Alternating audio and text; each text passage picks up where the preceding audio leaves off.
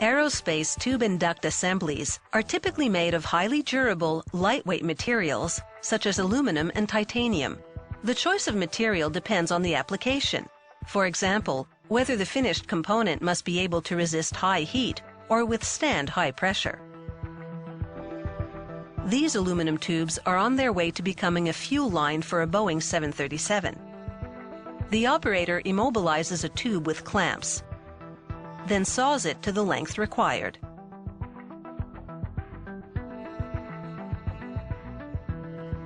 This leaves burrs, sharp shards, on the cut edge.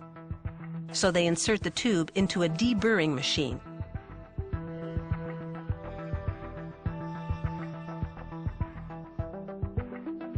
Here's what the tube looks like before deburring and after.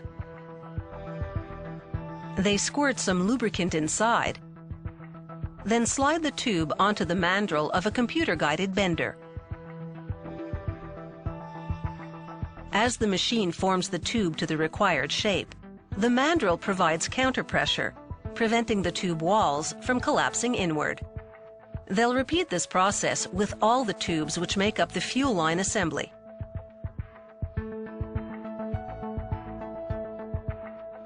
They clamp each part into a fixture, then pass a laser measuring device over it.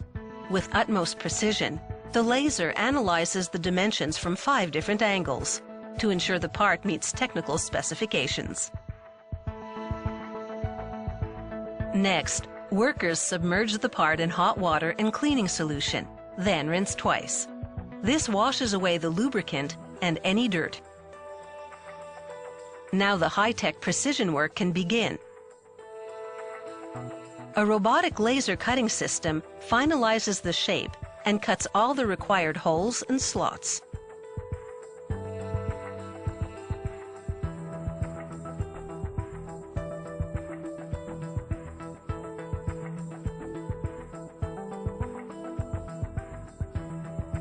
Just a bit of pressure, and the cut pieces easily pop out.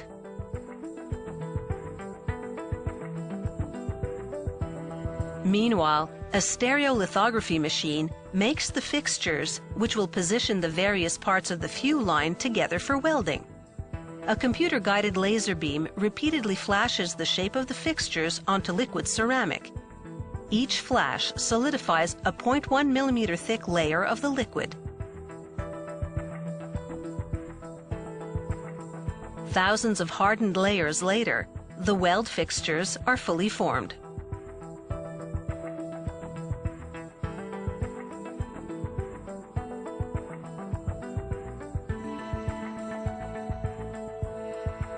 Welders use these ceramic fixtures to correctly assemble the connecting fuel line components. Once everything's precisely in position, the welding begins.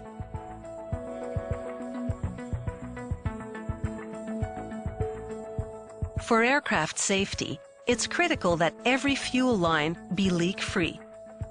To test for leaks, they fill it with nitrogen at high pressure, submerge it in a water tank, then watch closely for bubbles, which would indicate nitrogen escaping.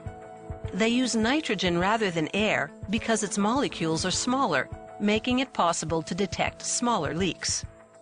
After this, they heat treat the fuel line to harden the metal and apply an anti-corrosion coating. They wrap the fuel line with high heat-resistant foam insulation, secured with high heat-resistant polyester tape. This insulation prevents fuel from freezing in cold temperatures. It also blocks heat coming from other components of the aircraft, keeping the fuel at a safe working temperature. After a final inspection, the fuel line is ready to be shipped to the customer. It leaves the factory with a few uninsulated spaces for installation clamps.